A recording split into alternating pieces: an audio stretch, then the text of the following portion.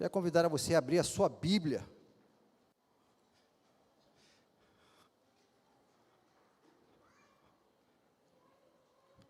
Daniel. Livro de Daniel.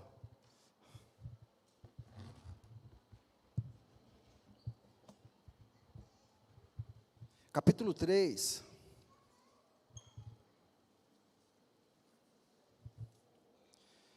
Aqui se encontra uma das histórias mais encantadoras da Bíblia. Nós estamos nessa campanha de missões nacionais, falando que Jesus Cristo é a nossa única esperança.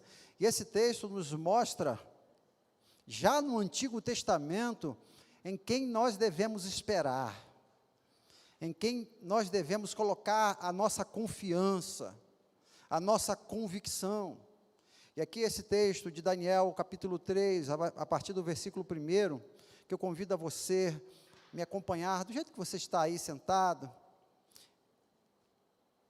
acompanhar a leitura, que diz assim: o rei Nabucodonosor fez uma imagem de ouro que tinha 60 côvados de altura e 6 de largura, e levantou no campo de Dura, província da Babilônia.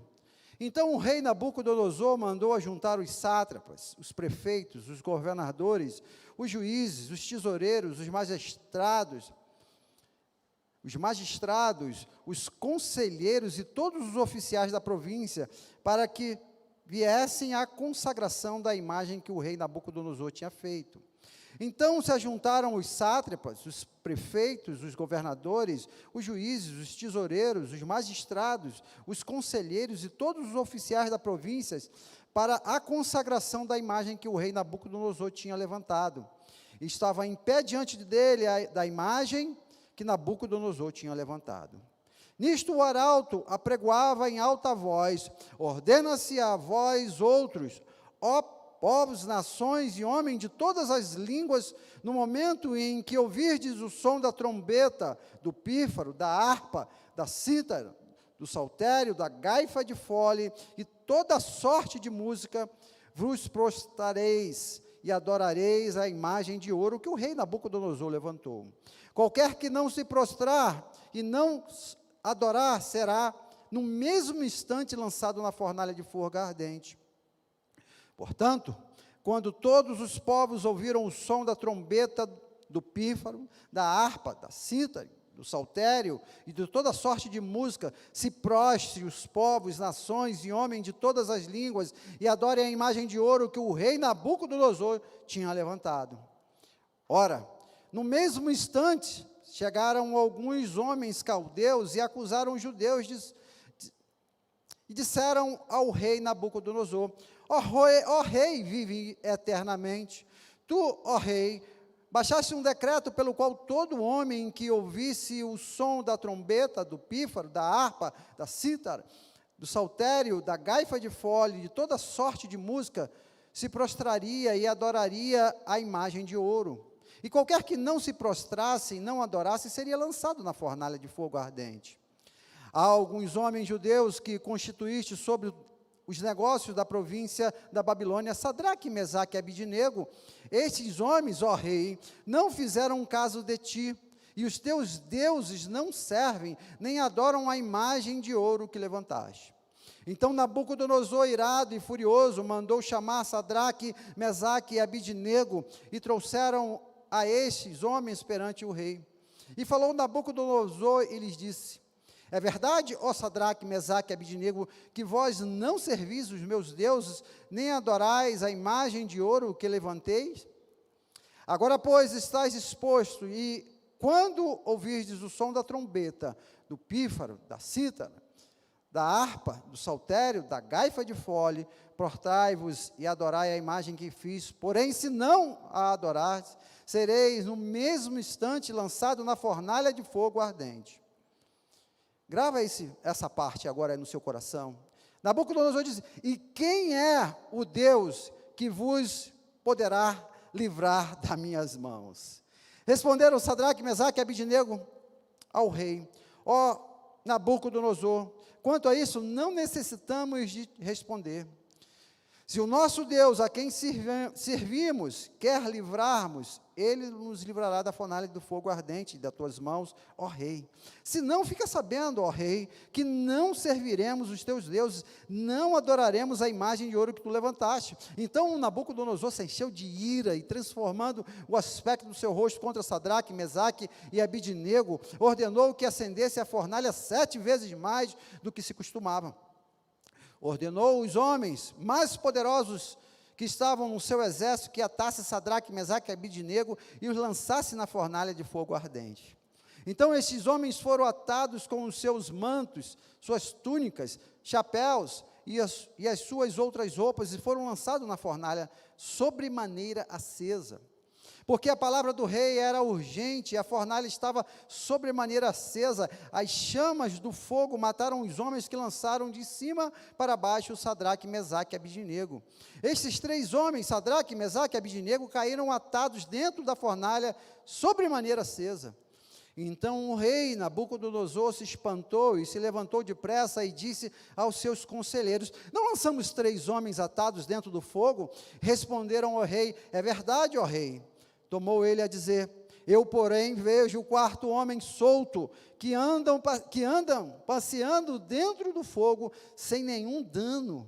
E o aspecto do 4º é semelhante ao filho dos deuses, aleluia. Então se chegou Nabucodonosor à porta da fornalha, sobremaneira acesa, falou e disse: Sadraque, Mesaque e Abidnego, servos do Deus Altíssimo, sai e vinde.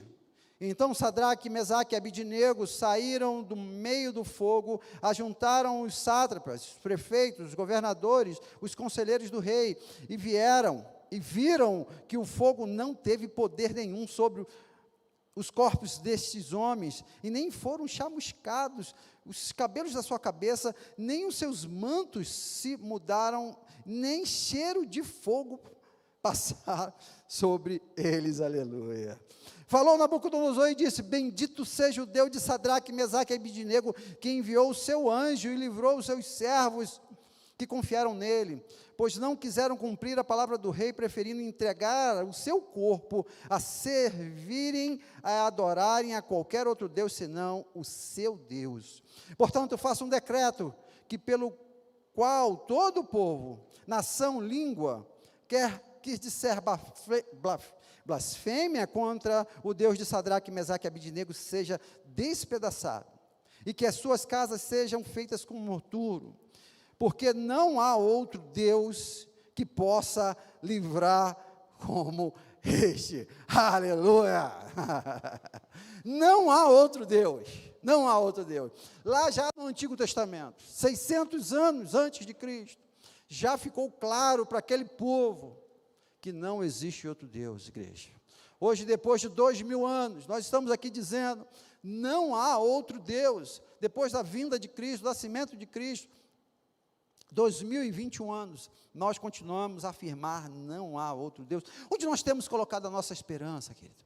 Queria pensar com vocês, nessa noite, numa breve reflexão, em que nós temos colocado a nossa esperança. Esse texto vai nos dizer com toda a convicção. Nabucodonosor pergunta para aqueles 3 jovens, assim: quem é esse Deus que está impedindo vocês de adorar a estátua que eu fiz? O garoto fala assim: calma aí, segura aí um pouquinho, Nabucodonosor, dá um tempo que eu vou te explicar.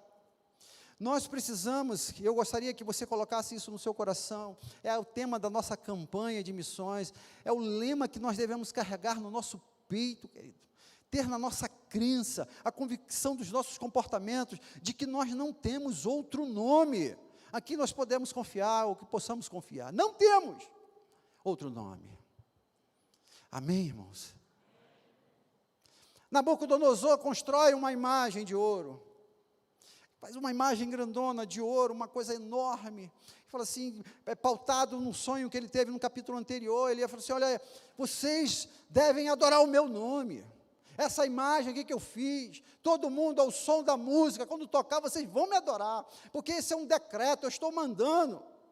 E aqueles jovens possuídos do temor de Deus, da convicção teológica profunda de que só existe um Deus, só há um nome que deve ser adorado, eles não se prostram diante daquela imagem.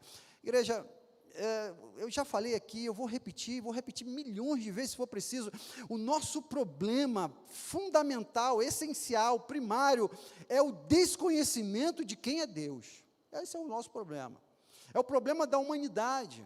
O nosso problema não é psicológico, não é emocional, o nosso problema é teológico.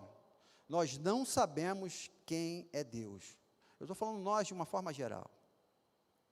Porque aparecem, volta e meia, imagens, pessoas, decretos, ordens, para a gente se dobrar, e a gente tem se dobrado facilmente. O povo, de uma maneira muito simples e fácil, se dobram às modas que aparecem. E se curvam, colocando a sua esperança em coisas passageiras. Não há outro nome, cara. Bota isso no seu coração, Jesus Cristo. Não há outro nome, não há outro Deus. Por mais grande que Ele seja, por mais brilhoso, mais caro, de ouro, não se dobre a essas coisas. Igreja, é um princípio tão forte que a Bíblia nos traz da idolatria. Está lá em Êxodo, capítulo 20. Não se dobrar diante de imagens. Deus nos falou isso. E a gente percebe na nossa cultura brasileira, não só brasileira, mas mundial, pessoas que insistem ainda a se dobrar diante de imagens. Está claro aqui que não há, mas é a imagem de Deus. Gênesis fala assim, não façam imagens, nem coisas do céu, nem da terra, não façam. Não se dobrem diante disso, é claro. Salmo 115 também dá essa mesma orientação. E nós, às vezes, diante da uma ingenuidade, do nosso problema teológico, nós nos curvamos, talvez por uma opressão social, uma opressão cultural, uma opressão espiritual, nós nos rendemos a outros nomes. Nabucodonosor tinha poder, Nabucodonosor tinha dinheiro, e ele ordena. E aquele povo todo ali vai e segue. Como é que nós podemos facilmente nos dobrar diante de outros nomes? Quando nós percebemos uma ação poderosa, incisiva, e por muitas vezes não nos dá alternativas para tomar outros caminhos, porque se tomarmos outros caminhos, vem a ameaça sobre nós. É isso que impera nas religiões que trabalham com essa ideia. Há uma ameaça que, se você não se dobrar, você vai sofrer algumas sanções, você vai ser prejudicado, você vai ser morto. Há uma religiosidade voltada para o medo, sob decretos, não sobre uma orientação da liberdade, do voluntariado, da vontade de você adorar a Deus em espírito e em verdade. Eu queria que você colocasse no seu coração a orientação que esse texto nos dá. O texto da NVI vai dizer que Nabucodonosor constrói uma estátua de 27 metros. O côvado, ele tinha uma flutuação, não tem exatamente uma metragem nossa para fazer essa transposição aí do metro, mas ela ficava, essa imagem aqui, mais ou menos em torno de 27 metros a 35 metros, a depender do referencial que você vai usar para imaginar essa imagem. Interessante, queridos. Deixa eu abrir um parênteses aqui, que é mais ou menos a imagem que nós temos do nosso querido, idolatrado, reverenciado no Brasil, Cristo Redentor. Mais ou menos. Não sei se você sabia disso. O mesmo tamanho que Nabucodonosor faz aquela imagem, nós fizemos uma, agora no século passado, e colocamos lá no alto do morro e adoramos. Ah, não, pastor, nós vamos lá como turista, não adoramos, não. Se fosse uma imagem de Exu Caveira, você ia lá tirar foto? Ia? Então, assim, umas coisas que a gente vai levando pela cultura e vai, não, eu vou lá e tal. Meus irmãos, em nome de Jesus, a gente precisa ter uma sensibilidade que a gente está lidando com coisas espirituais. O Cristo Redentor, ele foi construído, por exemplo, você, talvez um estudioso sabe, que foi uma guerra que existia entre os evangélicos e os católicos no século XX. E aí, a briga dos evangélicos contra os católicos falaram, vocês estão criticando a nossa imagem? Eu vou botar uma grandona lá naquele morro lá. E botou. Porque eles tinham dinheiro, foi lá e fizeram. E hoje a gente vai lá e tira foto, selfie, né? Igreja do Senhor Jesus Cristo, nós precisamos estar atentos para algumas coisas que estão encobertas aí no mundo espiritual e temos que ter cuidado, porque facilmente nós reverenciamos essas coisas. Esse texto nos mostra uma religião que necessita de algo visível, de algo palpável, que é condenado pela palavra. Esse texto nos mostra também uma religião com um cunho antropocêntrico. Nabucodonosor quer ser adorado, é o homem que quer ser adorado em detrimento de Deus, e aí que começa a pegar para o nosso lado, porque a gente fala assim, não, a gente não tem imagem, mas a gente tem os nossos ídolos na igreja. Nós adoramos homens, pastores, bispos, homens santos de Deus, sim, homens que devem ser amados, mas não adorados. Uma religião com cunho antropocêntrico, onde um homem está no centro. Isso foi a meta do iluminismo no século XVIII, tirar Deus do centro e colocar o homem. Uma religião onde nós tiramos Jesus Cristo como o centro e colocamos o exibicionismo, porque Nabucodonosor fala assim, olha, chama a moçada para ver o que eu estou fazendo. Deus não precisa de aplausos, Deus não precisa de plateia. Esse Deus que nós servimos, Jesus fala para a mulher, olha, vocês devem adorá-lo em espírito e em verdade. Uma outra coisa que nós podemos perceber desse Deus, que além dele ser dessa religião, uma religião antropocêntrica, uma religião que precisa de exibição, é uma religião que ela vai pelo viés da opressão e do medo. Falei aqui no início. Medo. Em nome de Jesus, queridos, nenhum de vocês, nem você que está em casa aí, cultuando através da internet, você não está aqui obrigado. Tem ninguém aqui obrigado. Tem ninguém aqui obrigado a levantar a mão, obrigado a trazer o seu dízimo. Não existe obrigação na religião pura, santa, verdadeira, chamada cristianismo. Não tem. Não tem. Você faz aqui pelo seu amor a Deus, você se prostra, porque você ama a Deus, não é porque é um decreto do governador. Nós esperamos somente em Deus, porque esse Deus, Ele quer a nossa adoração voluntária, e não por obrigação. Não é uma obrigação opressora, não é uma opressão, não é uma adoração, um culto que nós devemos fazer com cunho antropocêntrico, não é uma adoração que nós precisamos mostrar que estamos adorando. Nós adoramos dentro da nossa casa, dentro do nosso carro, descendo no elevador, como o Robinho disse, aqui sozinho. Não precisamos de holofote.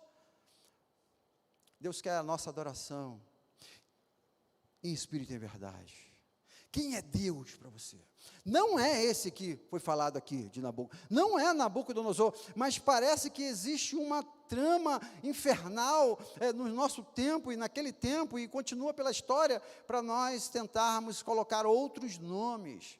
A Bíblia diz que não há outro nome, nós lemos aqui, cara, porque alguns às vezes insistem em buscar Pedro, São Jorge, São não sei o quê. Esses dias eu passei em frente a uma igreja, ali em Taguatinga, e eles estavam adorando, e eles cantavam São Miguel,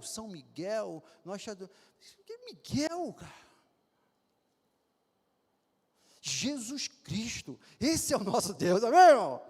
Pode ser no seu coração, porque é com base nesse Deus que esses garotos aqui fizeram aquilo tudo lá. Assim, eu não vou me dobrar nesse negócio aí, não. Você não é um pedaço de madeira, de gesso, de lata ou de ouro, seja lá o que for, não vou, cara.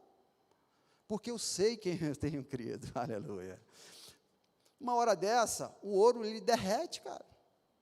Uma hora dessa, as coisas que nós fabricamos, elas se perdem.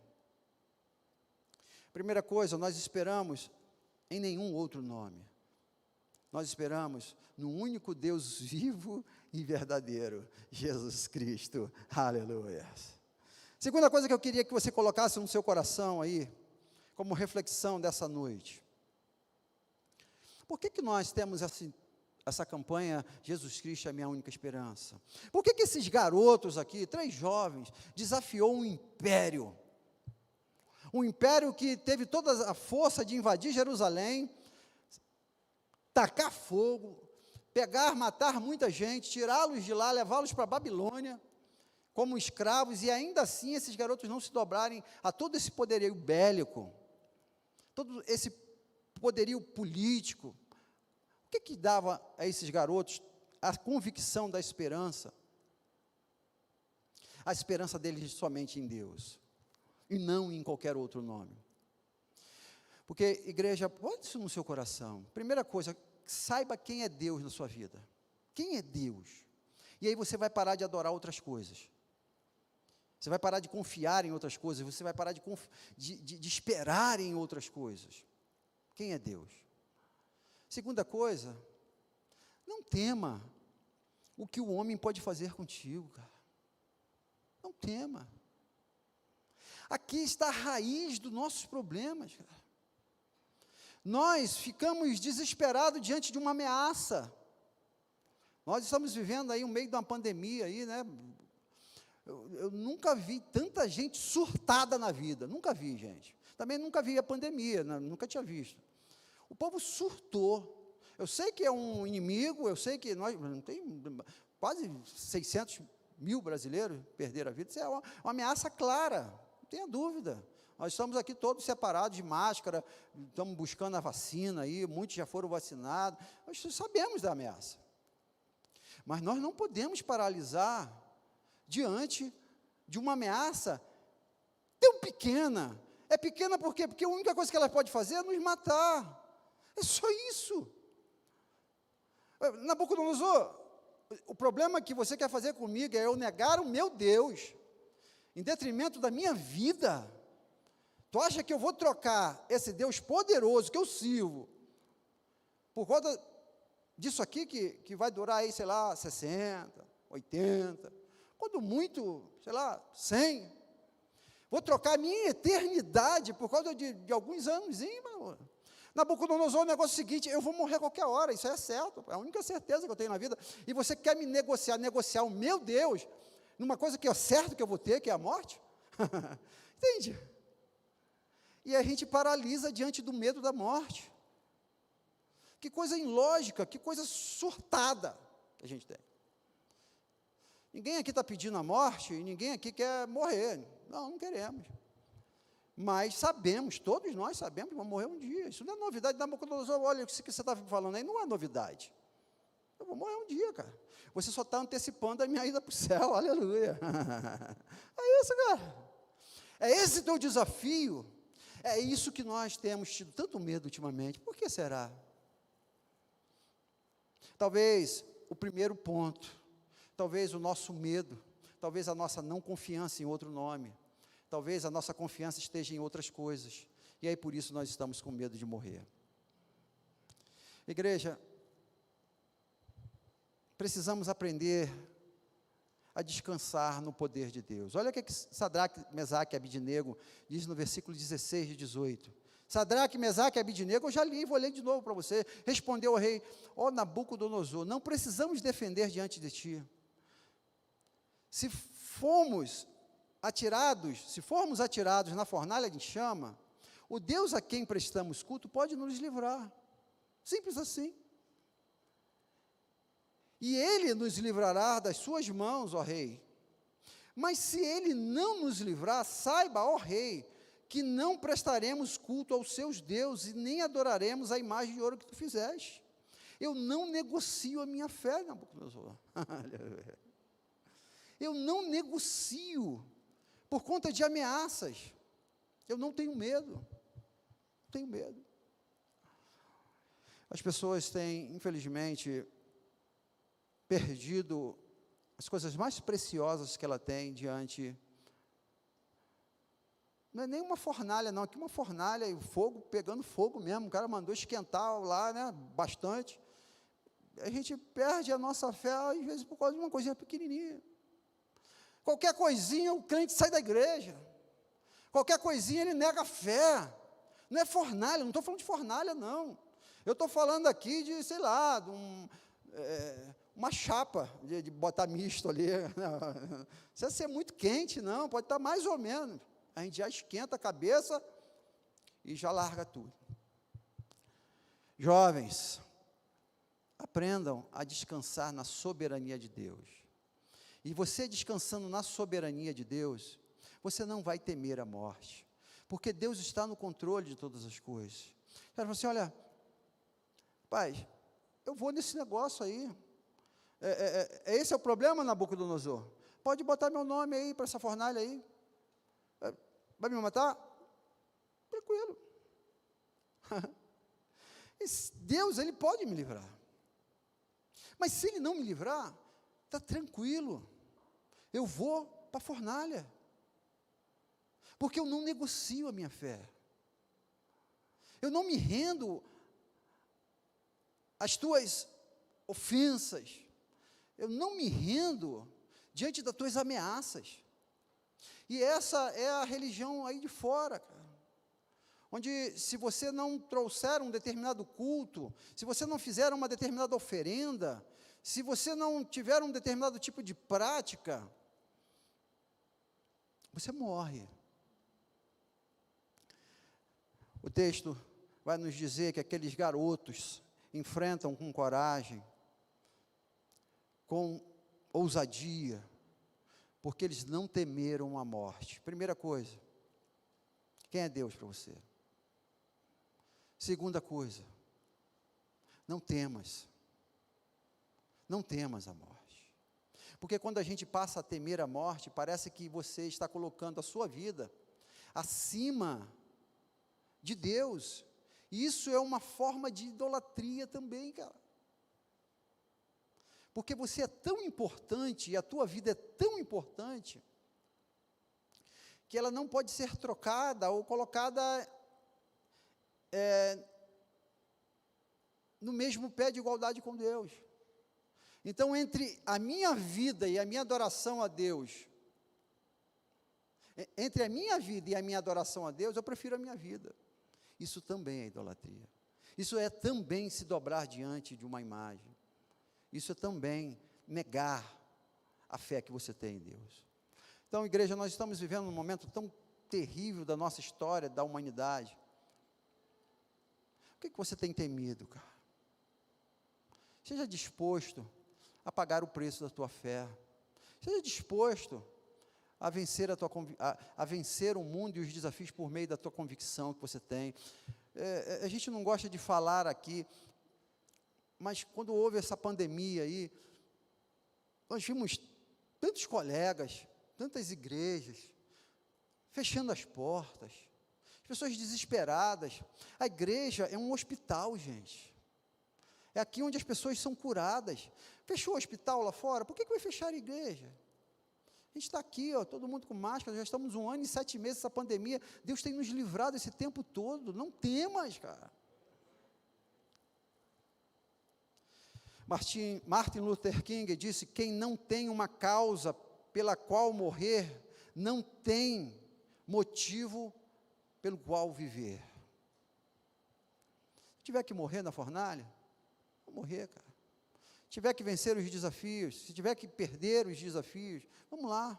Mas eu não nego, nós não negamos a nossa fé nesse nome, em nome de Jesus. Amém. Queria encerrar a nossa reflexão. Porque nós esperamos somente em Deus. Versículos 19 a 25 diz: Nabucodonosor ficou furioso, mandou esquentar a fornalha. Bota mais lenha nesse carvão, bota mais carvão nessa fogueira aí, joga mais querosene aí, taca fogo. Vamos piorar, esses caras estão muito abusados. E é assim que acontece. O inimigo, o diabo fica endiabrado, ele fica nervoso com a gente.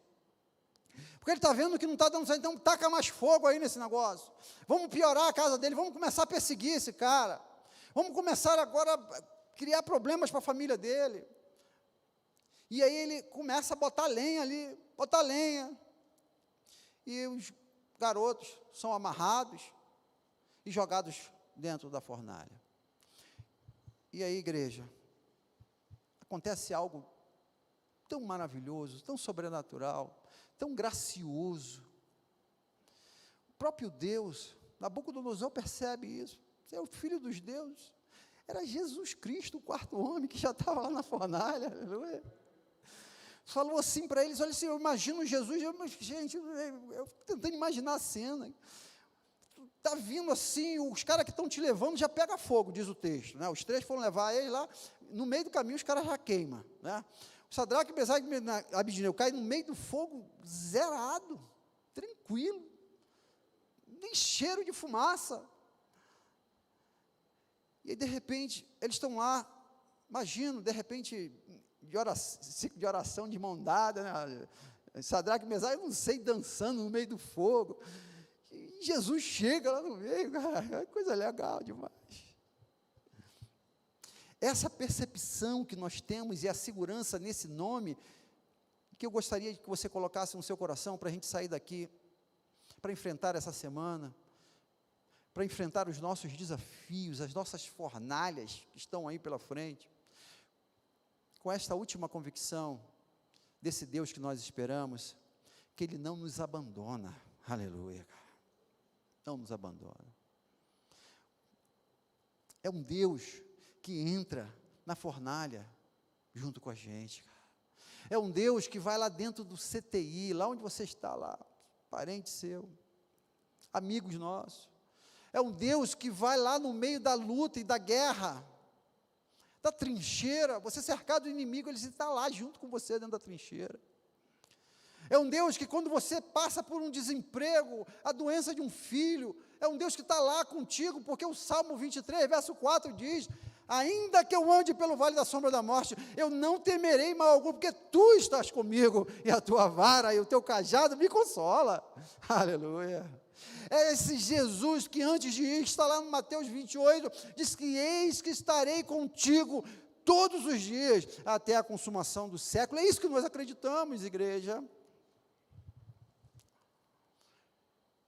Essa convicção desse Deus que nós conhecemos, que não nos abandona, que fortalece a nossa fé diante das ameaças e que não nos deixa só. Não nos deixa só. Igreja, Nabucodonosor passou. A estátua dele hoje não sabe nem, não tem mais sombra, ninguém sabe mais para onde foi parar. Mas o quarto homem, aleluia, ele está aqui hoje, porque Ele não nos abandona, gente. O teu pai, o teu patrão, a moda, as coisas desse mundo, elas vão passar. Por que que Deus é a nossa esperança? Por que que Jesus Cristo é a nossa esperança? Porque Ele está presente o tempo todo em nossas vidas, aleluia. E essa convicção, essa é a teologia pura e simples que nós temos que desenvolver. Não vamos temer a morte, não vamos temer os desafios, porque a nossa visão ela é além da morte, cara. A nossa pátria não é aqui, o nosso destino final não é essa terra, é o céu, igreja. A nossa esperança não está nessas coisas desse mundo, está no quarto homem, está naquele que nos ampara, aquele que nos consola, aquele que nos guia, aquele que nos protege, aquele que nos acompanha, aquele que nos ama até o fim, aleluia. Eu queria convidar a você a fechar os seus olhos.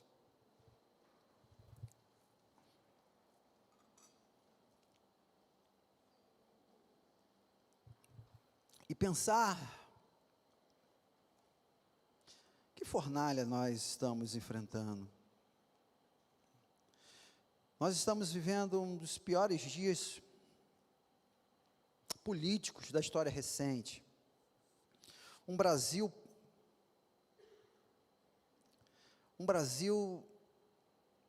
atravessando uma pandemia, diante de uma guerra política, uma economia mundial em frangalhos, sofrendo, em decadência. Uma fornalha, cara. Famílias perdendo pessoas queridas. Fornalha. Pessoas envolvidas no tráfico de drogas. Cracolândia, como vimos agora, pessoas excluídas. O que nós temos feito para levar essa esperança? Por isso que precisamos fazer missões, igreja. Por isso que precisamos investir no reino, para que o mundo saiba que não há outro Deus no céu, na terra e debaixo da terra, aquele que um dia todo joelho vai se dobrar, porque não existe outro Deus além do nosso Deus. O texto termina com Nabucodonosor chamando aqueles jovens, deixando o seu testemunho de que não há outro Deus. Parecido com o texto em que Elias, no Monte Carmelo, desafia os profetas de Baal, e o fogo do céu cai, e o povo termina o texto dizendo: não há outro Deus. Queria que você saísse daqui essa noite, você que está em casa nos acompanhando, com esta convicção teológica: não existe outro Deus pelo qual você pode ser salvo. Não existe. Não coloque a sua confiança em coisas palpáveis, visíveis. Não faça isso. Não confie em si próprio, na força dos seus braços, na sua capacidade, da sua saúde, achando que você pode livrar-se dos desafios sozinho. Coloque sua confiança em Deus. Coloque sua confiança em Jesus Cristo. E eu queria perguntar se há alguém aqui nesta noite que quer entregar o seu coração a esse Deus, o único Deus vivo e verdadeiro, Jesus Cristo. E dizer: Jesus, olha, eu tenho confiado ao longo da minha história em tantas outras coisas. Eu tenho me dobrado e me prostrado diante de tantos recursos.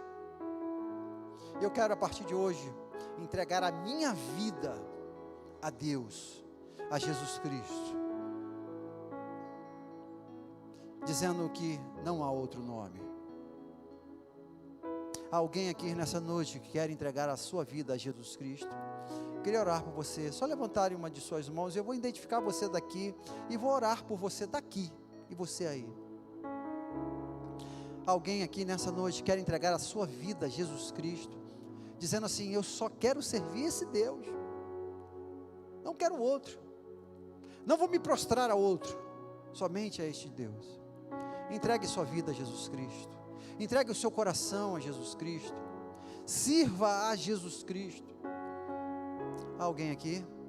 Eu quero orar por você. Só levante uma de suas mãos.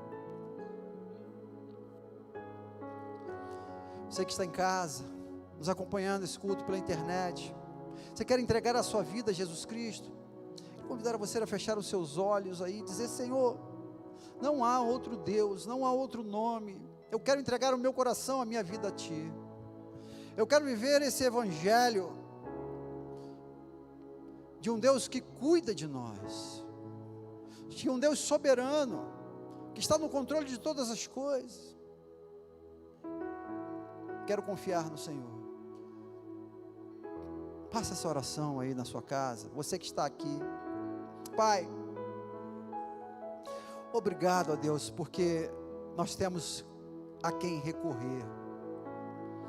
Obrigado a Deus pela convicção teológica que nós temos em Ti, na Tua palavra, no nome de Jesus.